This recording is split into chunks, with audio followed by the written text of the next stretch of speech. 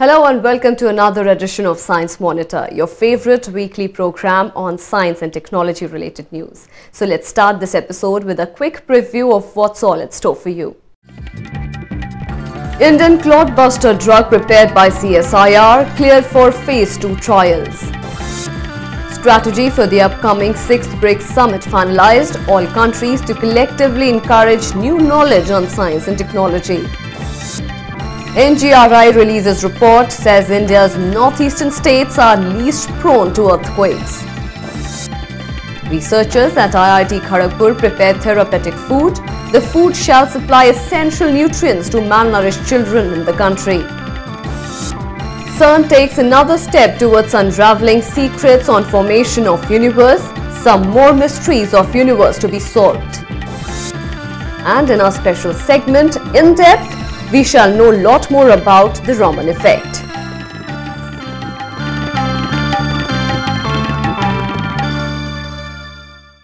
And here is the news in detail. A drug that breaks down blood clots has been developed by the Council for Scientific and Industrial Research and Institute of Microbial Technology. The drug has already successfully completed its first phase of human trial and has now been cleared by the Office of Drug Controller General of India for phase 2 human clinical trials. This means that scientists will now be able to further research on this drug named clot-specific streptokinase or CSSK.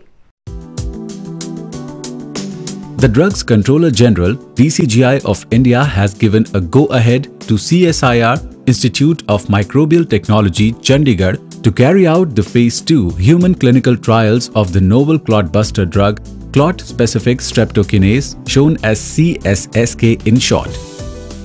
This novel clot-buster drug has been developed by the team of researchers under the leadership of Dr. Girish Sahani from CSIR, Institute of Microbial Technology, Chandigarh. The phase 1 clinical trials of this clot-specific streptokinase was successfully conducted last year. The efficacy and safety of CSSK has been proved in healthy human volunteers. Now, a phase 2 clinical trial is set to prove the efficacy and safety of CSSK in treating the patients of heart attack following DCGI-approved protocols. The news was announced at a press conference organized in New Delhi on 13th February 2013. Streptokinase, shortly known as SK, is a name which doctors around the world trust when it comes to treating blood clots. An enzymatic clot-buster drug derived from a group of bacteria collectively called streptococci. Streptokinase is widely used to dissolve blood clots formed in the blood vessels, usually following heart attacks, pulmonary injuries, etc., and restores normal blood flow. Though proven efficacious in thrombolytic therapy, SK on administration binds and degrades body proteins besides clots. This sometimes leads to internal bleeding and other side effects.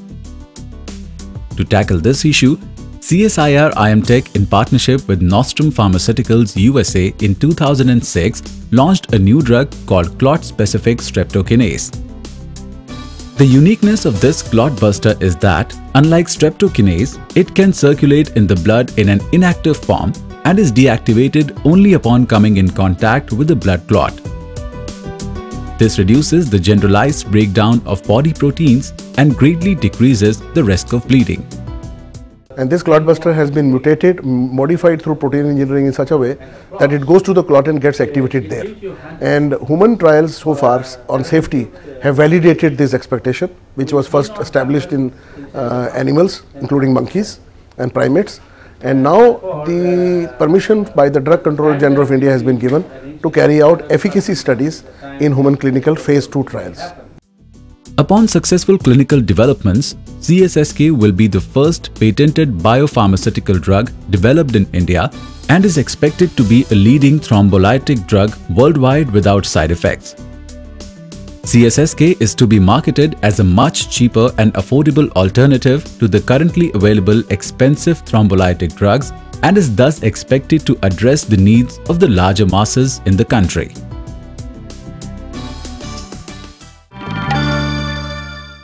In the 6th Brics Summit, all countries will work together in the field of science and technology, under which a memorandum of understanding has been reached. The aim of this MOU is to collectively develop people-centered technology. Science and technology ministers of Brics nations met in Cape Town, South Africa on 10th and 11th of February and deliberated on strategy to be adopted for the 6th Brics summit that is to be held in the month of June this year. In a meeting held in Kleinmond outside Cape Town during 10th to 11th February, leaders of the BRICS countries, Brazil, Russia, India, China and South Africa have reached a memorandum of understanding, consolidating their cooperation on science, technology and innovation. The nations have agreed to support people-centered science for the public good. The MOU to be signed by the heads of state and government at the 6th BRICS Summit to be held this July in Fortaleza, Brazil, aims to stimulate joint investment for the development of high technologies, create common technology platforms, and set up centers of applied research and innovation laboratories. In this regard, it has been decided that India will work extensively with the other BRICS countries in science and technology to generate new knowledge and develop innovative products, service and processes. 5 sectors have been identified for these collaborative ventures. While India will lead the research on geospatial technology and its applications, Brazil will lead the research on climate change and natural disasters, and Russia would head water resources and pollution treatment. It was also decided that new and renewable energy and energy efficiency would be led by China, and South Africa would take the lead on astronomy. And National Geophysical Research Institute or NGRI has done a fresh research on earthquakes and movements inside the Earth's surface. According to this research, northeastern states like Manipur, Mizoram and Nagaland are less susceptible to earthquakes as compared to the rest of the states. To more about this, let us take a look at this report. New findings from the studies conducted by a team of seismologists from National Geophysical Research Institute has proved that the risk of major earthquakes faced by northeastern states of India is very low compared to some other parts of the country. It is well known that the Earth's crust has huge cracks known as faults. The rapid movement of Earth's tectonic plates along with such faults build up and release large amounts of strain energy. This energy travels to the surface of Earth as waves and is felt as earthquake. The team of researchers headed by Dr. Vineet Gehlot, studying seismic activity across different regions in the country using GPS instruments, have found that in northeast India, 2 plates, namely the Indian and Sunda plates, move along a fault named as Chura Chandpur Mao fault. The team also says that since this fault is not experiencing any strain energy buildup, the possibility of occurrence of a major or great earthquake in this region, particularly in the states of Manipur, Nagaland and Mizoram, is very low. However, the team has also found that the build of strain energy in Kashmir Himalayan region was high, and thus the regions from Kashmir to Nepal are highly prone to major earthquake in coming times. However, it has been found that due to the existence of a fault called Karakoram fault in Ladakh, known to balance the plate movements, the strain buildup rate in Kashmir was not as high as that in Nepal region. The study has also brought out another interesting finding related to the infrequent occurrence of earthquakes in peninsular India. According to the study, seismic activity in interior regions of Earth's plate was quite localized and occurred in small pockets and keep migrating with time over tens of hundreds of years. For instance, Bhadrachalam in Andhra Pradesh, which experienced a moderate earthquake in 1969, does not show any seismic activity now since the activity has now shifted along the Godavari basin. So, Godavari basin may witness an earthquake in future. The team has also warned that even a moderate earthquake in peninsular India could kill more people than a big quake in the Himalayas because of high population density.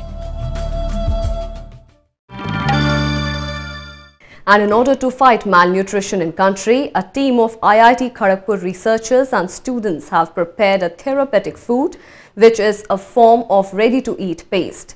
So what exactly this therapeutic food is? Let's find out in this report. While research around the globe has been concentrating on ensuring food security and improving agricultural practices to increase the yield, the unfortunate act remains that child malnutrition still one of the largest threats faced by developing nations. It is estimated that nearly 20 million children worldwide are afflicted with severe acute malnutrition, of which 8.1 million victims are from India, and this condition is responsible for the death of 2.6 million children under the age of 5 annually across the globe. As per the WHO guidelines, severely malnutrition children who do not require hospitalization can be given specially formulated, nutrient-rich foods at home for treatment. To achieve this, scientists of the Agricultural and Food Engineering Department at the Indian Institute of Technology, Kharagpur, have come up with the novel ready-to-eat therapeutic food products. These therapeutic food have been developed as part of a project sponsored by Department of Biotechnology.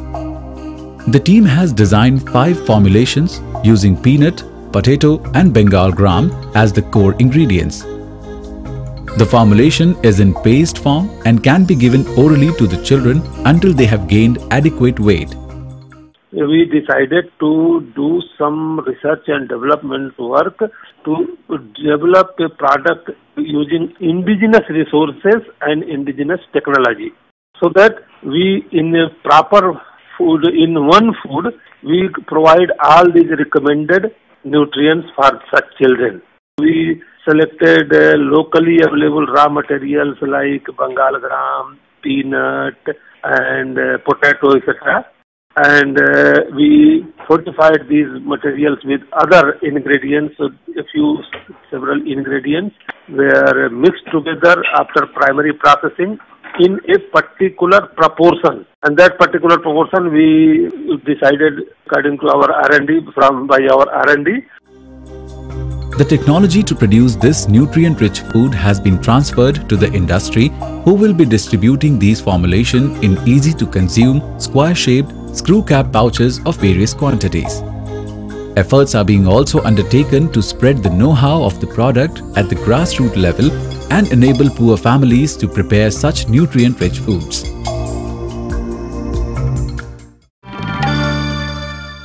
And in another big news, the scientists at CERN, or European Centre for Nuclear Research, have taken another step towards solving the mysteries of the universe, under which a 80 to 100 kilometer length of collider would be made. This collider would be 7 times more powerful than Large Hadron Collider. It is noteworthy that it was Large Hadron Collider that had led to the discovery of Higgs boson or God particle.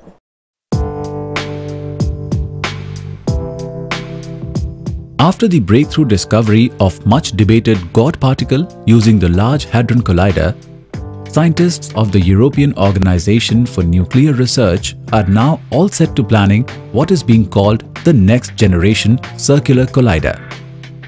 According to the statements issued by CERN officials, this circular collider with a circumference of 80 to 100 kilometers, 4 times larger and 7 times more powerful than the Large Hadron Collider, forms the center of a future long-term project being undertaken by CERN on future circular colliders.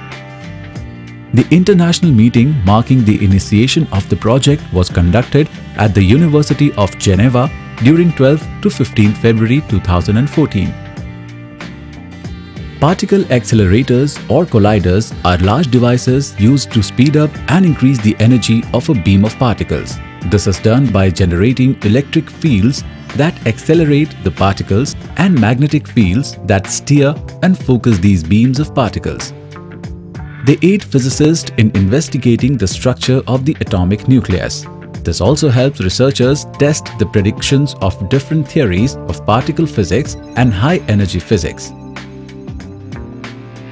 Large Hadron Collider is the highest energy particle collider made till date and took 25 years to be completed. It is housed in a 27-kilometer tunnel spanning the French-Swiss border. LHC is used to accelerate and collide protons and also heavy lead ions. The accelerator is currently undergoing an upgrade that will see its collision energies reaching up to 14 tera-electron volts.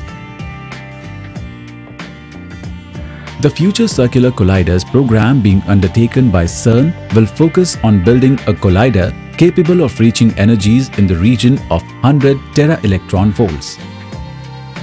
According to CERN officials, the FCC project will run in parallel with the study on the Compact Linear Collider or CLIC, which is being considered as another option for a future accelerator at CERN. Next generation circular collider is expected to aid in novel and breakthrough discoveries in the area of particle physics.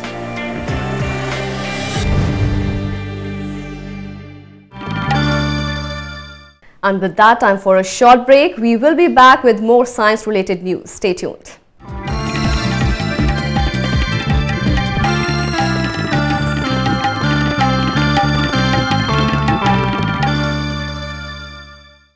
Welcome back. You're watching Science Monitor. Now let us take a quick look at various important science events in our country in the segment Science Express.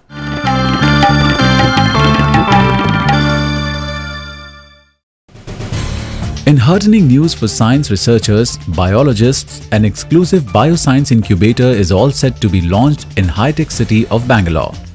The Karnataka government has started this unique initiative especially for those people who are not able to do their research due to lack of funding, branding or proper advice. This incubator will be used for areas like research in biotechnology, be it making medicines, medical equipment or new techniques for agriculture. Vigyan Prasar and Niskay jointly organized a national conference on scientific awareness in the national capital. The topic of the discussion was scientific temper and the nation. The conference was attended by scientists, researchers and students.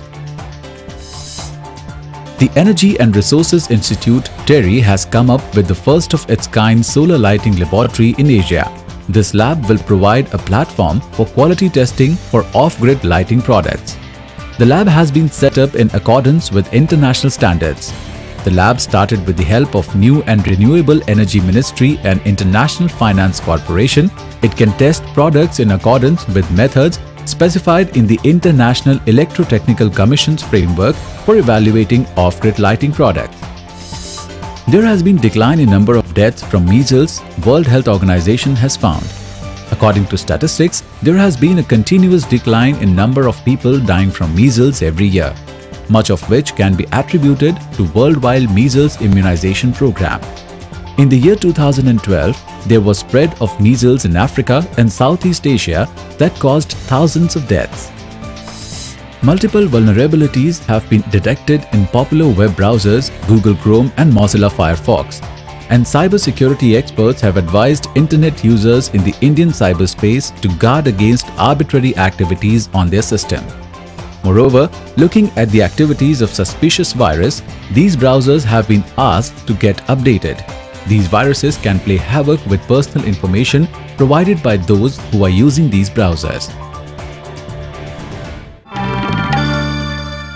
Why does the ocean water appear blue? Why is the sky blue in color? How has it become easier to catch criminals committing crime? How has it become so easy to know the presence of explosives that are hidden somewhere?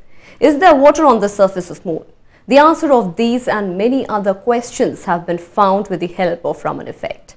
Raman effect was announced by scientist C.V. Raman on 28th of February 1928. C.V. Raman was awarded with Nobel Prize for this discovery, but this historic day is also celebrated as Science Day. Let us find out more about this amazing discovery, Raman effect.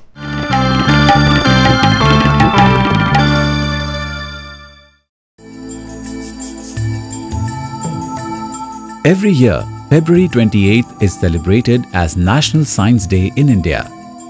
This is to honor the discovery of one of the fundamental principles of physics called the Raman effect. It was on this day in 1928 that Sir Chandrasekhar Venkat Raman announced the discovery of his famous Raman effect, also known as Raman scattering. The discovery of Raman effect led to Nobel Prize in Physics in 1930, and Sir C.V. Raman became the first Asian and Indian to receive the Nobel Prize in Physics. Raman effect explores the scattering of light when it passes through a medium. It was the year 1921, and the renowned Indian researcher Chandrasekhar Venkat Raman, as a representative of University of Calcutta, was returning from Oxford. During his voyage, Raman was fascinated by the deep blue color of the Mediterranean Sea. Till then, it was widely believed that the blue color of the sea was a result of reflection of the sky. Unable to accept this explanation, C.V. Raman conducted some experiments aboard the ship using some simple optical instruments like prism. He came to a conclusion that water molecules can scatter light just like the air molecules. Raman showed that the blue color of sea was not caused by reflection of the sky, but due to the scattering of sunlight by the water molecules, a phenomenon which is called molecular diffraction.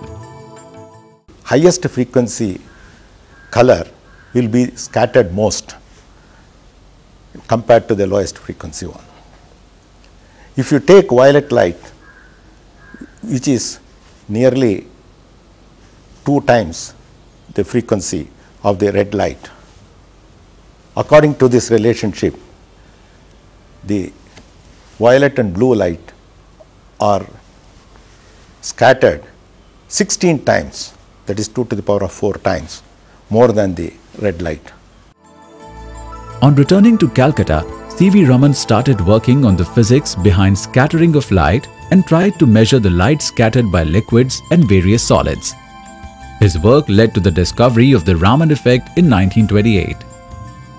When light beam falls on a liquid or a solid medium, some of the beams pass through. But a small part of the light is deflected and scattered in different directions by the molecules of the medium. Raman observed that the wavelength of the scattered light is different from the wavelength of the original incident beam. This change in the wavelength of the light beam or deflection by a medium is known as the Raman effect. Raman effect is one of the fundamental principles of optical physics and has applications in a variety of fields. For example, modern spectrometry, which uses the spectrum of the scattered light to understand the molecular structure and properties of the material under study. The Raman scanners, used to detect drugs, explosive, hazardous chemicals and gases, is based on the principle of Raman effect.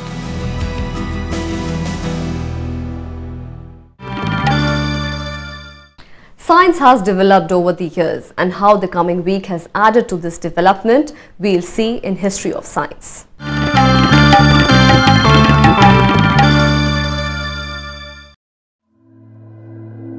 22nd February 1857, Heinrich Rudolf Hertz, the famous German physicist, was born in Hamburg, Germany.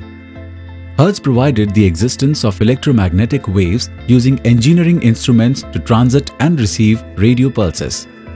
The scientific unit of frequency, earlier called cycles per second, is named the Hertz in his honor. 24th February 1582, the Gregorian calendar, commonly known as the Western calendar or the Christian calendar, was introduced. Named after the Pope Gregory XIII, this is today's internationally followed calendar. This calendar was a strictly solar calendar and introduced 0.002% correction in the length of the year as given by the previous Julian calendar. The Gregorian calendar modifies the way date of Easter was calculated and gave a new definition for leap year. 24th February 1968, the discovery of pulsar, the short for pulsating star, was announced. Pulsars are specially highly magnetized rotating stars that emit electromagnetic radiations at precise intervals. The first pulsating star, called Little Green Men 1, was observed on November 28, 1967 by two researchers, Jocelyn Bell Burnell and her mentor, Anthony Hewish. However, the announcement of the discovery was made a year later on 24th February 1968. 28th February 1928, Sir Chandrasekhar Venkat Raman announced the discovery of his famous Raman effect. Raman effect explores the scattering of light when it passes through a medium and explains the change in wavelength of light that occurs when a beam of light is deflected by the molecules of a medium it passes through. Sir C.V. Raman was awarded Nobel Prize in Physics for his discovery in 1930. 28th February each year is celebrated as National Science Day in India to mark the discovery of Raman effect.